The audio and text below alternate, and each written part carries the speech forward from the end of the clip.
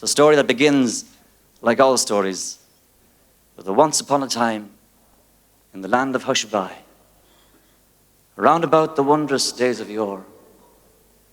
They came upon a sort of box, bound up with chains and locked with locks and labeled, "Kindly do not touch. It's war." Decree was issued all about, all with a flourish and a shout, and a gaily coloured mascot went tripping lightly on before.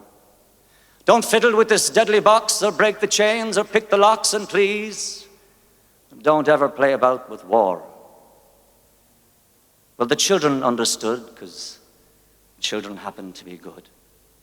And they were just as good about the time of yore. They didn't try to pick the locks or break into that deadly box. They didn't try to play about with war. Mummies didn't either. Sisters, aunts, or grannies, neither. For they were good and kind and pretty in those wondrous days of yore. Very much the same as now.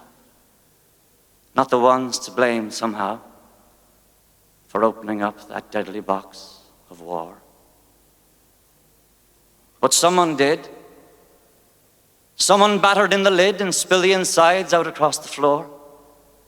A sort of bouncy, bumpy ball full of guns and flags and all the tears and death and sorrow that go with war came bouncing out and hopping all about and bumping into everything in store. And what was sad and most unfair was that he didn't seem to care much who it bumped, or why, or what, or for.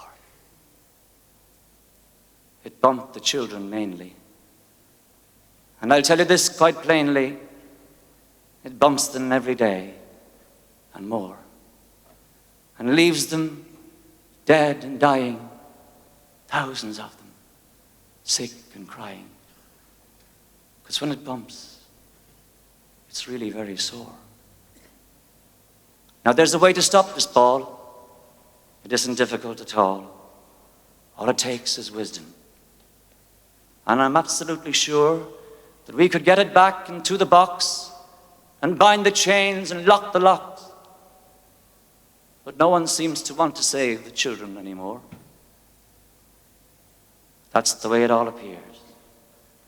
For it's been bouncing around for years and years, in spite of all the wisdom, since those wondrous days of yore.